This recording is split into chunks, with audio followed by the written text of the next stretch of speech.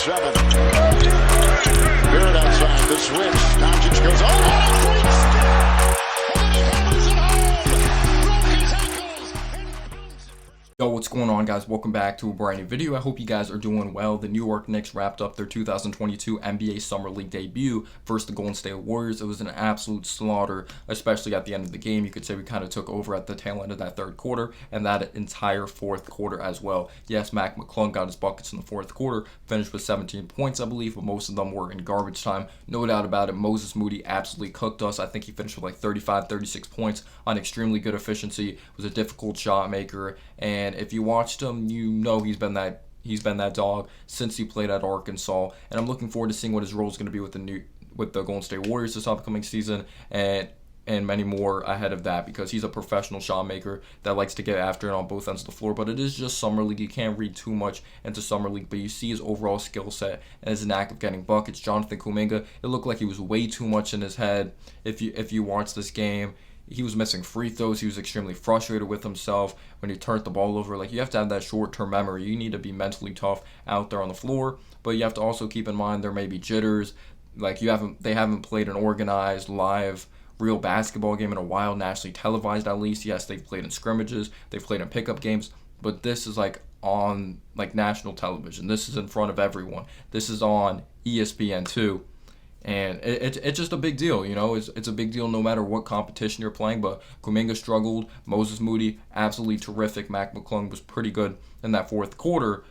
So we didn't really learn anything new. I'll say that when it comes to the players on the New York Knicks, when it comes to their skill set. We didn't see anything new out of Jericho Sims. Didn't see anything new out of Quinn Grimes. If you're looking forward to a great performance by Trevor Keels, he didn't really provide that, at least offensively. He played hard. He used physicality, but the lack of touch I was talking about at Duke, he missed a pretty easy bunny or a floater near the rim, too strong off the back iron. He made a three, though, which was his only points of the game in that first quarter, finished with 3 points. He ended up with 4 steals, though. He really got after it defensively, and he was at the right place. He was in the right place at the right time, which you like to see out of rookies. It just seemed like he wasn't extremely lost. I thought he looked okay for someone that we did take in the second round, putting the offensive game aside. John Montero didn't play much. There's not a lot to read there. Daquan Jeffries, I guess, was pretty good off the bench. I believe he finished with 12 points. He was pretty active. He's someone that's been playing in the NBA. Not a lot to read when it comes to some of these players. But Quentin Grimes, what I've learned is that this dude is still mentally tough as hell. Everyone was downing him after the first half. I was saying, calm down. Like, he may be rusty, hasn't played a game in a while. I understand he was bricking bad in the first half. You could say he was taking some bad shots. Then he absolutely took over in the second half of this game. I know the Knicks labeled him the player of the game on Instagram, even though I don't think he was the player of the game. In my opinion, yes, he was one of the main reasons we won, because he absolutely took over in that fourth quarter with 2 and 1s. Big time shot making. I know we finished with 8 assists in this game as well, so we have pretty decisive playmaking out there on the floor. We know he gets after it defensively, but he's mentally tough. He has short-term memory, misses behind him, steps up in big moments. Again, it is just Summer League. I'm not hyping him up or anything like that, but the overall defense was something that was very impressive. So us playing the passing lanes, us just jumping on these passes that aren't great passes at all, and just really getting to the right place at the right time, just getting out and running, led to easy buckets in transition, which you like to see with this young group.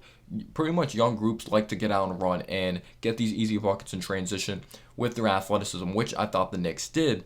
Jericho Sims, we didn't learn anything new, but we just see Jericho Sims is so freaking dominant with his athleticism. He had 2 dunks. His head was absolutely above the rim. One off of an alley-oop. Another one, Quinn Grimes driving, dribble penetrating, threw it up to Jericho Sims. He literally tweeted, "I thought I threw it too early," but no, Sims is just that athletic. He had 7 rebounds in the first half, finished with 10 rebounds.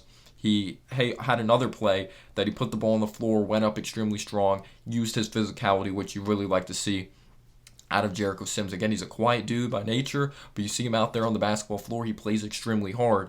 So the one guy I want to talk about who's currently on a 2-way contract with the New York Knicks, and we'll see if his contract changes. I don't think it's going to change after this one game. You probably want to see some consistency with it, but I'd like to see him remain with the New York Knicks, even if it's just on a 2-way contract. See him possibly jump in a few games, or maybe he makes the roster. We'll see what goes on to happen, because you need 15 players on your roster when it comes to the regular season, but you're allowed to have up to 20 players on your roster when it comes to off season. And I believe we have just 13 right now. We don't have 15 because there's no more Taj, no more Burks, and no more Noel. So we might have 12 actually at the top of my head right now, just doing the math. But Ron Hunt, again, I'm not going to get overly excited. He played pretty well in Westchester last year. Again, it is just the G League as well, but you're playing up against some of the best players in the world. He averaged like 16 or 17 points per game for Westchester. He came out of SMU. If you don't know about the College of SMU, a bucket getter, Shake Milton, went there as well. That plays for the Philadelphia 76ers. Pretty good isolation scorer. But he averaged 16 to 17 points per game at Westchester. He attempted like 3 threes per game and made like 36% of them. So he's a pretty efficient three-point shooter. We didn't see that in this game, but his defense is definitely what we saw. His awareness is definitely what we saw. He finished with 7 steals in this game. He was absolutely fantastic when it came to playing defense. Just 7 steals is just ridiculous.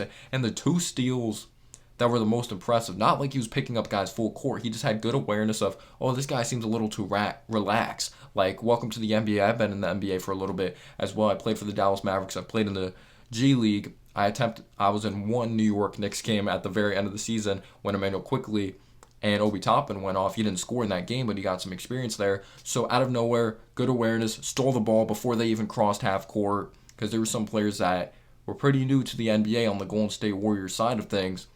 It's kind of sad we didn't get to see Ryan Rollins. Kind of sad we didn't get to see James Wiseman out there on the floor, but we still got to see Kuminga and Moody, even though Kuminga just struggled very bad.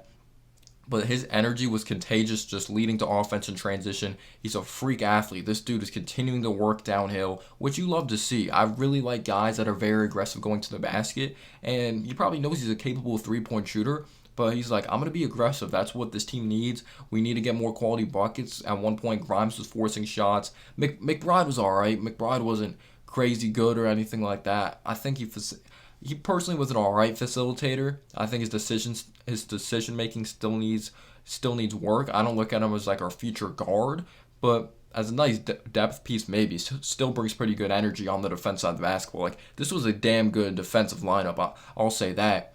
But Ron Hunt, just a couple buckets in transition, blew me away. Obviously, he had that huge windmill dunk, which I need to watch back with the crowd, because I was commentating this game and I had the volume off due to copyright reasons. But he finished with 17 points, drove to the basket strong, had a couple and ones. Most of his points were in transition, which we need. We've had many times our offense become stagnant, and we kind of need steals that lead to easy buckets. We don't get easy buckets in our very vanilla type of offense, but credit to him. I thought he really played his ass off, got to the rack, played extremely good defense, finished with like 3 rebounds as well, but 17 points on 8 of 13 shooting, getting to the free throw line, getting to the rack. Just 7 steals is freaking ridiculous. I don't even care what setting you're in, but it is just one game. But would you like him to become a part of the New York Knicks, or you want to wait out and see how he does in these up-and-coming Summer League games? But it just seemed like he wants to make this team more. He wants to be on the main roster, not just on a two-way contract, by the energy he played with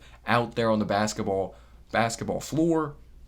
But let me know down below your thoughts. Who impressed you? Who really kind of disappointed you? Jericho Sims, 16 points, 17 rebounds, or he had 16 points, 10 rebounds in this one.